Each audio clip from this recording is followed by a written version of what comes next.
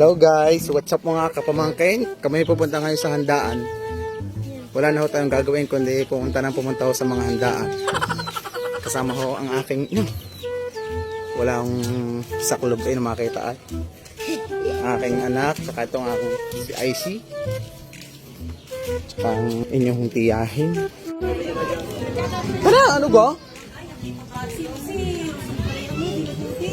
Tara! Nakabidyo kayo pag umartasin nyo.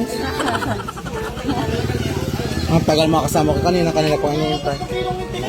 Yun! Ano ka anak mo na yan? Bahis sa pamumukha lang sa ano? Sa kahanggan. May kamukha din ni Iksan na may dimple. Hindi ko sakit. Pinangalalam ng dimple. Ay naman ang puti na isang iyon. Ang puti na ang botong iyon. Tatarip. Pareho ay aming kinuha munang pamdala sa handaan. Nakakayang bubong.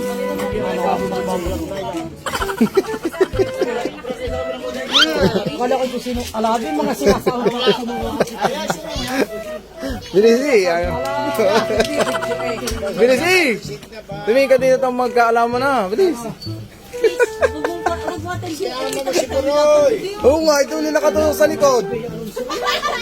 Kita likod mo ay.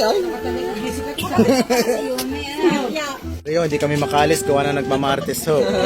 Ay, kumuha ka ng ano, kung dala sa handaang soft drinks. Ito na, ano ba ito? Magpapachinilas natin. Ito na. Kanina pa eh. Tagal mo naman. Punta muna kami. Kapalin na kami, baka kami maubusan. Bahagi ako na ho naagwat sa maritisan ng isa. Wala na ho naabutang kakainin doon. Kakaga rin sa maritis. Diyos ko po, Rodi. Ang cute na, baby.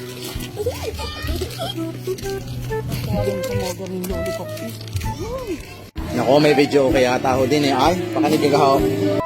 Arayo kapatid at saka inana. Ano yan? Arayo kumaring pisan. Ang gumaladuate.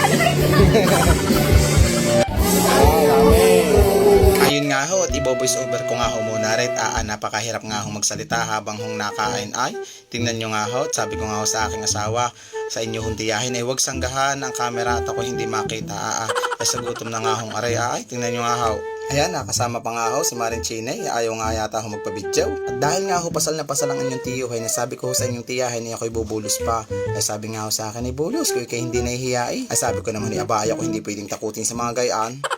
Tingnan nyo nga ho at ako'y bumulos ulay. Ay wala ho akong pag-alam kahit ho sinong mga nakatingayin pag sa pasal ng ito'y.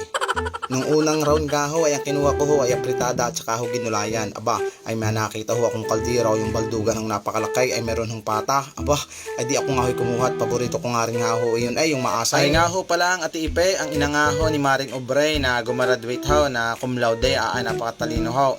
Inaanak ho na rin ang aking bunso. Ay kita nyo nga ho, at ako nga ho'y nananaid ho ng pangulam ng aking mga anak. At di sayang naman ho, ay kesa naman ho itapon. Aba, di akin ho papakinabangan, malmana. Ano, isa ba? Sama ilaw nina. Kisa nina. Bless nina. Bless. Kanta mo na ito, kanta. Bilis, kanta mo na, bilis. Ako ay ang akin nga hong aring bunsoy pahiya-hiya ho sa kanyang ninang. Pag nasa amin napakadaldal pagdating ho din eh. Ako, hindi man lang ho makaimik sa kanyang ninang. Hindi man lang mabati ng happy graduation eh. Dahil puno ho ng inuman doon, kami ho din dito mga sa likod. At wala ho din tao. Yan, Yun ay puro gubat.